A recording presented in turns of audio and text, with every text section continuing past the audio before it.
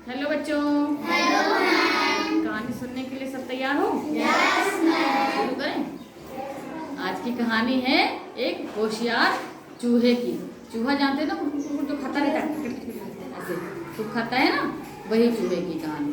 तो चूहा एक बार ऐसे टहल रहा था एक गांव के आसपास घरों में। तो एक घर से उसे बड़ी अच्छी खुशबू आ रही। वो नाक यूं यूं कर रहा। कैसे कर रहा?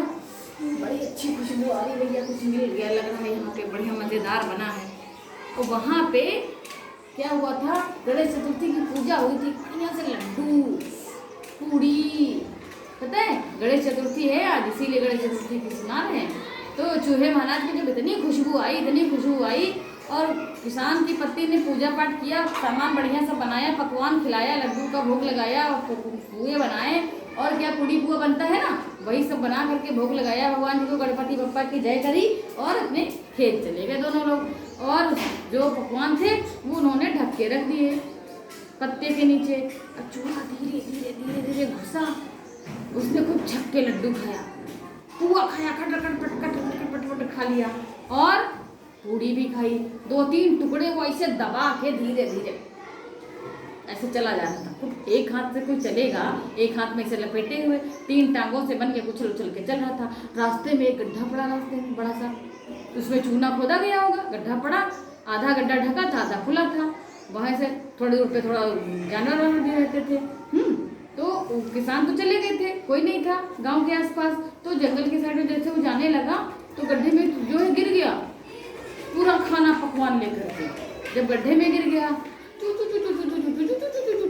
वहीं पे कागज का कपड़ा वो पड़ा था टुकड़ा, और पड़ा था वहाँ पे कपड़े भी टुकड़ों में थे और पत्ते भी थे। वो चूहा हमारे डर के पत्ते के नीचे घुस गया। तब तो उधर से जंगल से आया हाथी, वो दहाड़ा कसके कैसे करते हाथी चिंघाड़ता है ना।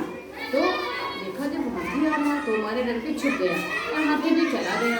फिर उसके बाद में उधर से शेर आया, वो भी कस के दहाड़ा। हाँ, कौन है अंदर? अब शेर तो बिल्कुल उसके सामने ही आकर के खड़ा हो गया, गड्ढे के सामने जब खड़ा हो गया तो उसको क्या हुआ, वो डर के पत्ते के नीचे छिप गया। लेकिन फिर उसने कहा कि अरे ये तो कौन है अंदर? उसने कहा तुम्हें नहीं पता, ये पवित्र गड्ढा है, यहाँ कोई आ नहीं सकता, देखो मैं पवित्र पुस्तक पढ़ रहा हूँ।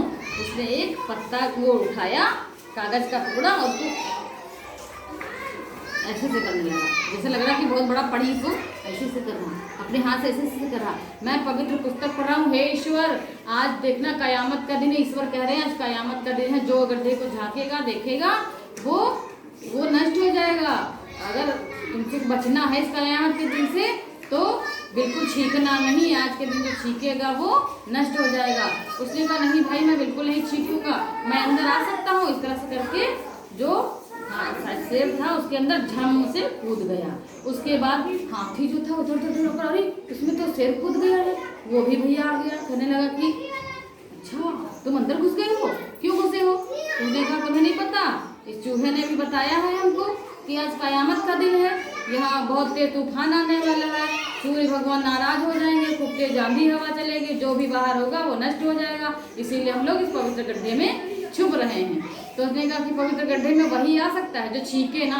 तो कहा कि नहीं भाई मैं बिल्कुल नहीं छींकूंगा। उस तरह से हाथी ने भी जंप मार के उसके अंदर क्या हुआ, उसी के अंदर कूद गया। हाथी जो था वो भी कूद गया। इसके बाद बाघ आया, उसने भी कहा यही बात सुनी, वो भी उसी के अंदर कूद गया।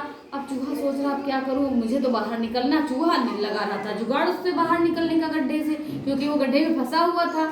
तो उसने भैया अपनी पोटली जो रखे हुए था काहे की, पकवान की, पुआ पकवान की पोटली जो थी उसने दबाई हाथ में, और जब सारे जानवर उसके अंदर घुस गए तो अब वो क्या कर रहा है, अरे नाक में खुजली हो रही है, लग रहा छींकने जा रहे हैं। उसने फिर धीरे से नाक में उंगली और घुसाई और एक लकड़ी घुसाई और बोला अच्छी। अब कहा तूने छींका, अब तो जरूर कयामत आ जाएगी। और हाथी ने उसको शेर उसमें जो है सूंड में लपेटा, और उसका जो बाघ था उसने भी हाथ में दबोचा और उसको उठा के ऐसे किया, झम से बाहर फेंक दिया और चूहा मस्त पोटली लेके बाहर आ गया। वो तो बिना कुछ किए ही गड्ढे से बाहर आ गया और सारे जानवर उसी के अंदर बंद रह गए। और वो खुशी खुशी मजे से जा रहा पुआ पकवान लेकर के, वाह गणपति बप्पा हमको बचा दिया। तो ऐसी थी हमारे गणेश भगवान की चूहे की सवारी जो संकट से बचाती थी, है ना।